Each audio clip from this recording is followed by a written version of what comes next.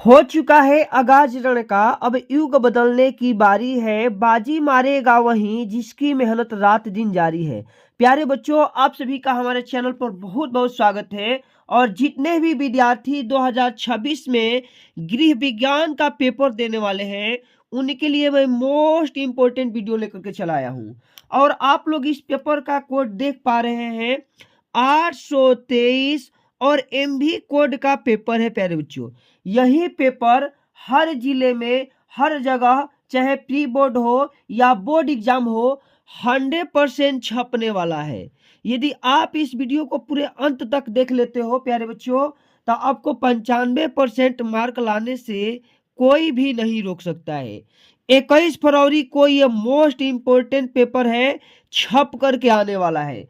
आप पूरे वीडियो को अंत तक देख बने रहिएगा, क्योंकि मैं इस वीडियो में आपका एक वायरल पेपर के साथ साथ बोर्ड कॉपी टॉपर की तरह कैसे लिखना है और एग्जामिनर क्या देख करके फुल मार्क्स देते हैं, मैं उन सारी चीजों को बताऊंगा। पूरे जिले के हर स्कूल में यही पेपर आएगा और 70 में 70 की तैयारी आपके पेपर से पहले ही हो जाएगी। साथ ही साथ प्यारे बच्चों, बोर्ड कॉपी आपकी जो नई आने वाली है ना, इस फॉर्मेट में आएगी। आप लोग इसे पूरे ध्यान से देखिएगा। मैंने इसका चैनल पर जो है वीडियो भी बना करके डाल रखा है, ठीक है। और OMR के साथ आपको कैसे पेपर को हल करना है, एक एक बात पूरे ध्यान से इस पेपर को यदि देख लेते हो ना, तो समझ जाओगे। चलिए प्यारे बच्चों, सबसे पहले आपका जो निर्देशांक मिलेगा ना, उस प्यारे बच्चों एक एक ध्यान से पढ़िएगा। आपका समय है 3 घंटे और 15 मिनट का। 3 घंटे 15 मिनट में आपको पहले तो 15 मिनट में पूरे ध्यान के साथ एक एक निर्देश को पढ़ना है। कह रहा है कि सभी प्रश्न जो है अनिवार्य है, यदि एक भी प्रश्न जो है छोड़ करके नहीं आना है। निर्देश दूसरा देखिए, इस प्रश्न पत्र के 2 खंड अ तथा खंड ब है। यानी कि आपका पेपर प्यारे बच्चों 20 नंबर का बहुविकल्पी और 50 नंबर का लिखने वाला होने वाला है, ठीक है। और निर्देश तीसरा है कि खंड अ में 1 अंक के 20 बहुविकल्पी प्रश्न हैं और जिनके उत्तर आपको OMR उत्तर पत्रक पर देने हैं। और निर्देश चौथा है कि खंड अ के प्रत्येक प्रश्न का निर्देश पढ़कर केवल प्रदत्त OMR उत्तर पत्रक पर ही उत्तर दे, ठीक है। और OMR उत्तर पत्रक पर उत्तर देने के पश्चात उसे न तो काटना है, न ही इरेजर करना है और न ही व्हाइटनर का प्रयोग करना है। और निर्देश पांचवा है कि प्रश्न के अंक उसके सम्मुख ही अंकित है, यानी कि आप उसके सामने आपका जो है नंबर दिख जाएगा कि कितने नंबर का है ये प्रश्न। चलिए, निर्देश छवा है कि खंड ब में 50 अंक के वर्णात्मक प्रश्न है। क्या है? 50 अंक के वर्णात्मक प्रश्न है, ठीक है प्यारे बच्चों। तो इस तरह से यदि आप निर्देश पढ़ने के बाद एक एक प्रश्न को पूरे ध्यान से पढ़िएगा और जा करके बोर्ड एग्जाम में छाप करके चले आइएगा। देखिए, पहला ही प्रश्न है कि पारिवारिक बजट का मुख्य घटक क्या है? भाई, भोजन है, दुकान है, या मनोरंजन है, या फर्नीचर है? तो इसका राइट आंसर हो जाएगा कि भोजन है। क्या है प्यारे बच्चों? भोजन है। ऑप्शन ए बिल्कुल सही हो जाएगा। अब प्रश्न संख्या 2 नंबर को देखिए कि कौन सा बजट का मुख्य मद नहीं है? भाई, भोजन तो होना चाहिए, शिक्षा ये भी होना चाहिए, मकान या वस्त्र ये भी होना चाहिए, फैशन और दुकान को जो है बजट का मुख्य मद नहीं माना गया है, ठीक है। तो ऑप्शन जो है घ बिल्कुल यहां से सही हो जाएगा। प्रश्न संख्या 3 है कि बचत की आवश्यकता है। भाई, बचत की आवश्यकता क्यों है? मनोरंजन के लिए, बंगला खरीदने के लिए, भविष्य की आकस्मिक खर्चों के लिए, या ये सभी के लिए?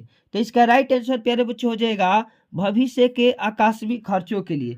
ऑप्शन यहाँ से ग बिल्कुल सही हो जाएगा।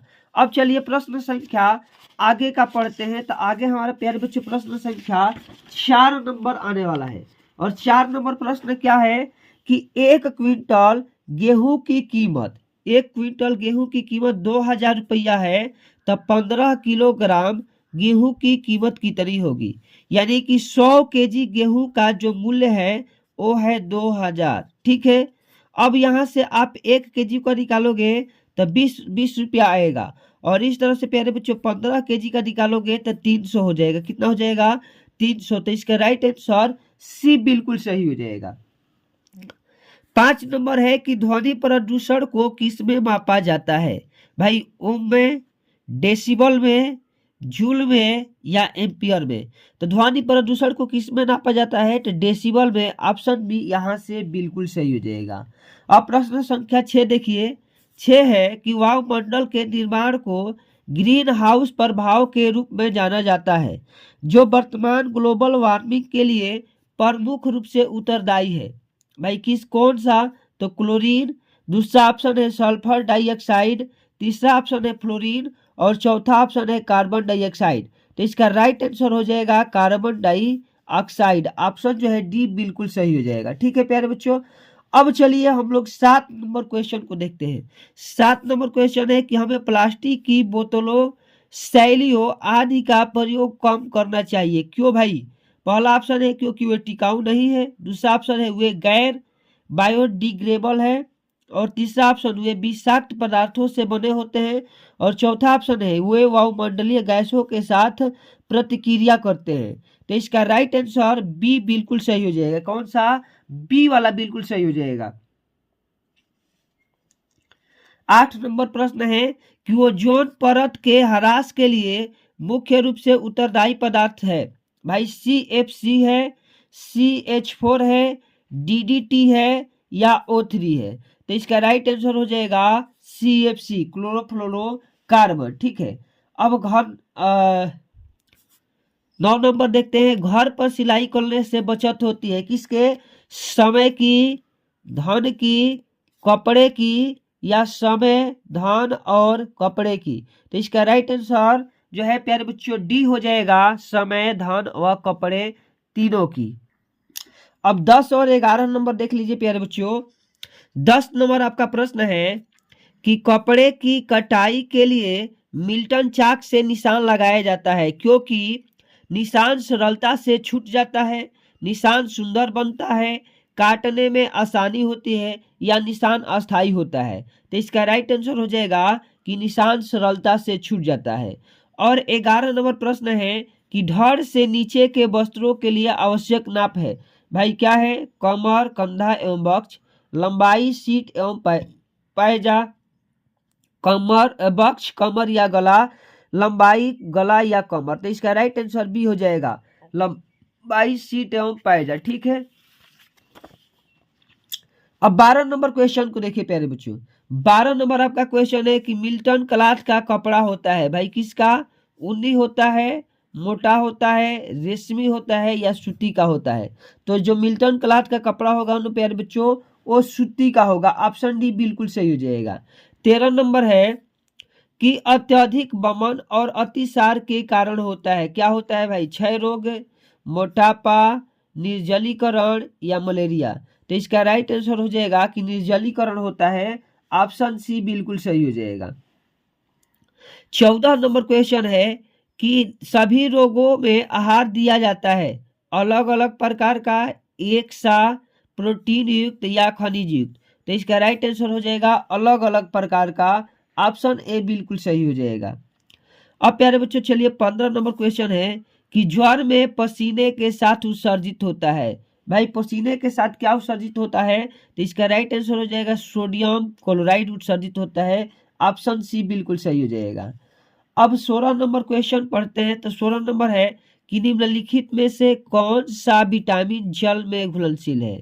तो भाई जल में घुलनशील विटामिन क्या हो जाएगा? तो विटामिन सी हो जाएगा। ऑप्शन यहाँ से ए बिल्कुल सही हो जाएगा। अब 17 नंबर है कि बर्फ की टोपी का प्रयोग करते हैं। भाई बर्फ की टोपी का प्रयोग कहाँ होता है?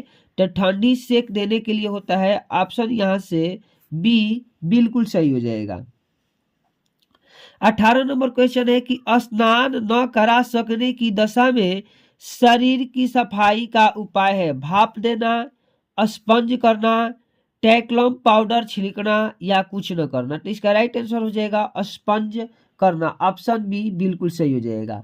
अब 19 नंबर प्रश्न पढ़ते हैं कि तीव्र ज्वर की अवस्था में रोगी को लाभप्रद रहती है? भाई ठंडी सेक, गर्म सेक, बफारा या पुलटिस? तो इसका राइट आंसर हो जाएगा ठंडी सेक। ऑप्शन ए बिल्कुल सही हो जाएगा। ठीक है प्यारे बच्चों, अब चलिए हम लोग चलते हैं 20 नंबर क्वेश्चन की तरफ। 20 नंबर हमारा क्वेश्चन है कि अस्थिभंग में अत्यधिक रक्तस्राव को रोकने में किस विधि का प्रयोग करते हैं? तो भाई टूर्निकेट विधि का प्रयोग करते हैं। ये ट होना चाहिए। ऑप्शन यहाँ से सी बिल्कुल सही हो जाएगा। ठीक है, अब आएगा प्यारे बच्चों आपका वर्णनात्मक प्रश्न। और वर्णनात्मक प्रश्न सबसे पहले अति लघु उत्तरीय देखिए, 21 से 26 तक आपका अति लघु उत्तरीय है।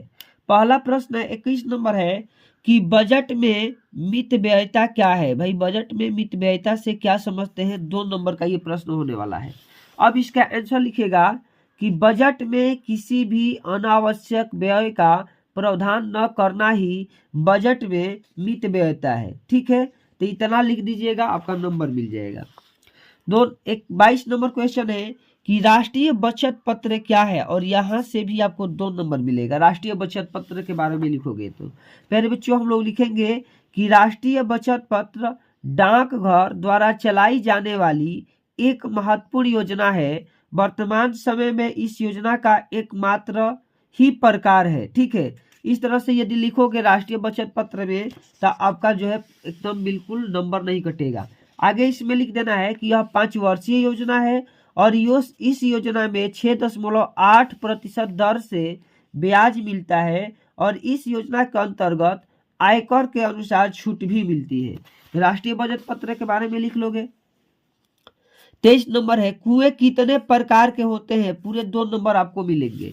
अब आप लोग लिखिएगा कि कुएं के मुख्य रूप से 4 प्रकार के होते हैं। कौन कौन से कुएं? तो उथले कुएं, दूसरा गहरे कुएं, तीसरा आदर्श कुएं और चौथा आर्टिजन कुएं। तो इस तरह से लिख दोगे, बिल्कुल आपका नंबर नहीं कटने वाला है।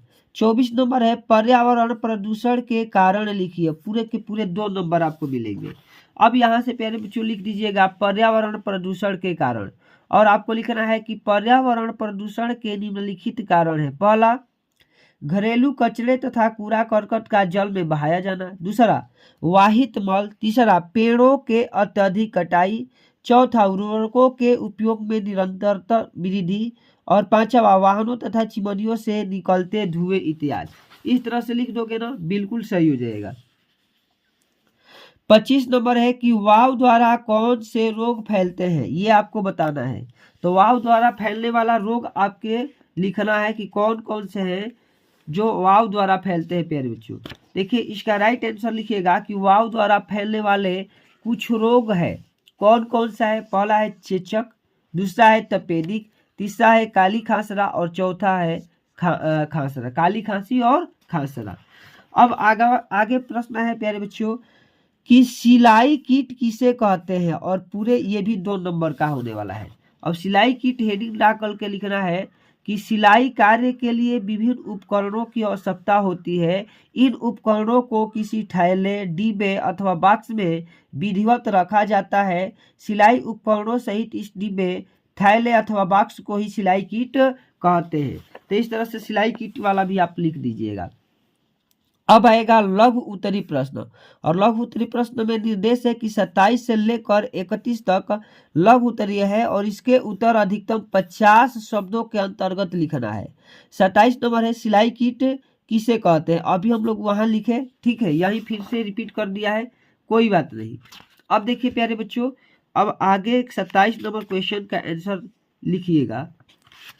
तो इसी बात को लिख देना है, कोई दिक्कत है नहीं। अब सीधे हम लोग चलते हैं 28 नंबर पे। 28 नंबर हमारा क्या है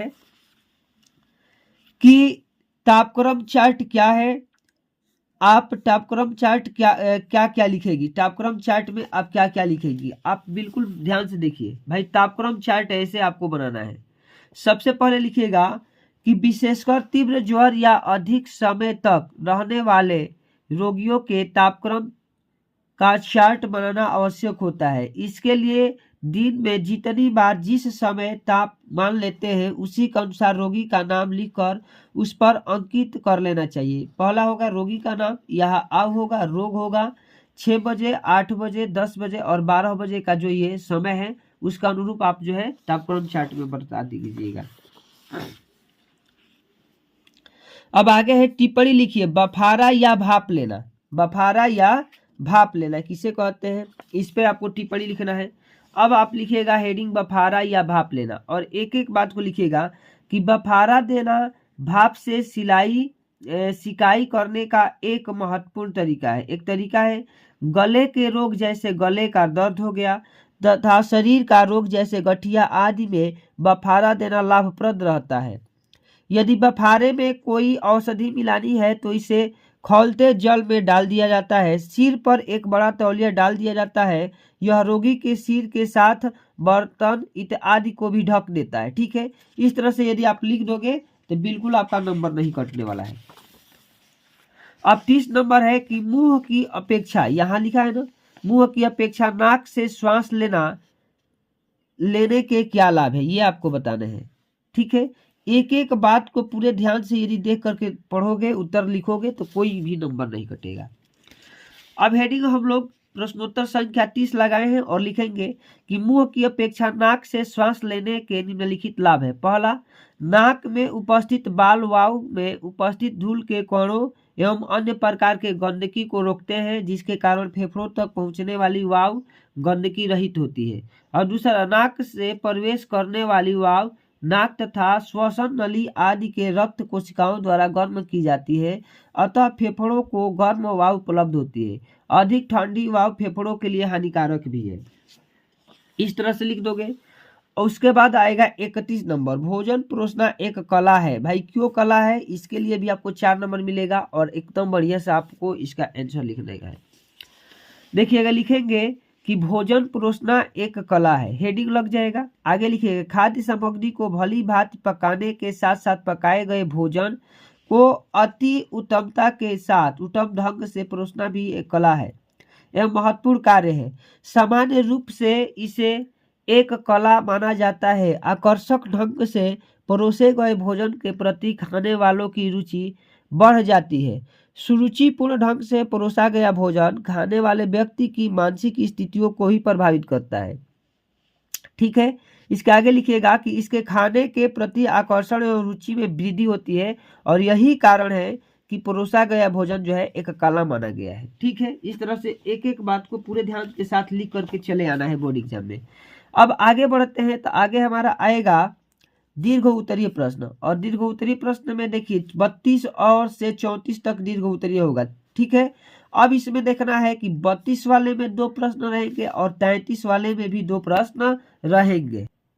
अब देखिए 32 नंबर है कि अस्थिभंजन के मुख्य लक्षण क्या है। अस्थिभंजन की सामान्य प्राथमिक चिकित्सा आप किस प्रकार करेंगी, अथवा अस्थिभंग में प्राथमिक उपचार क्या करना चाहिए। यहाँ से कोई एक करोगे पूरे 6 का 6 नंबर मिल जाएगा। अब यहाँ हम लोग लिखेंगे अस्थिभंग में प्राथमिक उपचार। लिखिएगा कि अस्थिभंजन की अवस्था में पीड़ित व्यक्ति को निम्नलिखित विधियों द्वारा प्राथमिक उपलब्ध करानी चाहिए। पहला है कि उपयुक्त चिकित्सा सहायता, इसके लिए अविलंब किसी योग्य चिकित्सा को बुलाना चाहिए। योग्य चिकित्सा के उपलब्ध न होने पर प्राथमिक चिकित्सा के उपाय करना चाहिए, इतना हो जाएगा। दूसरा लिखिएगा रक्त स्त्राव को रोकना। अनेक बार अस्थिभंजन के कारण पीड़ित व्यक्ति की रुधिर वाहिनियां फट जाती है, जिसके कारण रक्त का स्त्राव होने लगता है, जिसे किसी स्वच्छ कपड़े या टूर्निकेट की सहायता से रोकना है। ठीक है, अब हम 3 नंबर में लिखेंगे घायल अंग की देखभाल करना। रोगी के घावों को निश्रामक घोल द्वारा क्रीम करके लगाकर घायल अंग को ढक देना चाहिए, ये भी हो जाएगा। और घायल का स्थानांतरण करना। लिखेंगे कि घायल व्यक्ति को प्राथमिक उपचार देने के पश्चात किसी सुरक्षित स्थान पर ले जाना चाहिए। तो इस प्रकार से प्यारे बच्चों हो जाएगा। ठीक है, एक एक बात जो है बढ़िया से लिख दीजिएगा।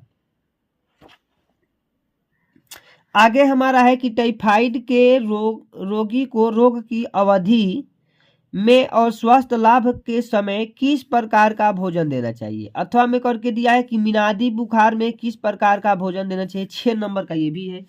अब आराम से आप लिखिएगा कि मियादी बुखार जल एवं भोजन के माध्यम से फैलने वाला एक संक्रामक रोग है।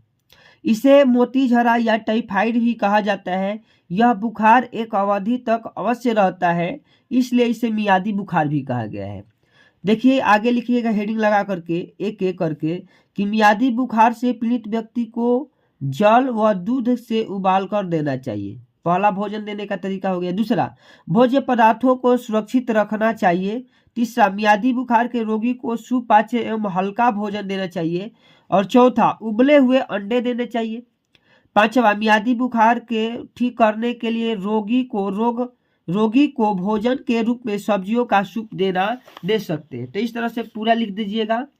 अब 34 नंबर है कि अतिसार रोग के कारणों, लक्षणों एवं बचने के उपायों का वर्णन कीजिए, अथवा अतिसार रोग के बचाव के उपाय लिखिए। पूरे यहाँ से 6 नंबर मिलेंगे। अब लास्ट क्वेश्चन है और आपको लिखना है अतिसार के बारे में। लिखिएगा कि अतिसार से बचने के उपाय कौन कौन से भाई लिखिएगा एकदम ध्यान से कि यह एक भयानक रोग है जिसमें उचित चिकित्सा न होने पर यह छोटे शिशुओं के लिए घातक सिद्ध भी हो सकता है। वास्तव में अतिसार के साथ ही साथ निर्जलीकरण हो जाने पर अधिक स्थिति बिगड़ जाती है। अतः निम्नलिखित उपायों का पालन किया जाना अति आवश्यक है। पहला उपाय है कि रोगी को पूर्ण विराम करने देना चाहिए, मतलब कोई भी एक्टिविटी नहीं कराना है। तुरंत योग्य चिकित्सा से परामर्श करना चाहिए। तीसरा, रोगी को उबाल कर ठंडा किया गया जल पीने के लिए देना चाहिए। चौथा, बोतल से पानी पीने, बच्चों की बोतल को समय समय पर अच्छी तरह से स्वच्छ रखना चाहिए। और पांचवा, रोगी को सदैव ताज़ा दूध उबाल कर देना चाहिए। छठा में लिखिएगा कि भोज्य पदार्थों को मक्खियों से बचाने के लिए ढक करके रखना चाहिए। तो इस तरह से प्यारे बच्चों पूरे के पूरे यदि पेपर को हल करके आओगे तो 100% आपको मार्क जो है मिल जाएंगे, कोई दिक्कत होने वाली नहीं है। तो अगर यह वीडियो आप सभी को अच्छी लगी है तो वीडियो को एक प्यारा सा लाइक कीजिए, और हमारे चैनल पर पहली बार विजिट किए हैं तो हमारे चैनल को सब्सक्राइब करके बेल आइकन वाला घंटी दबा दीजिए।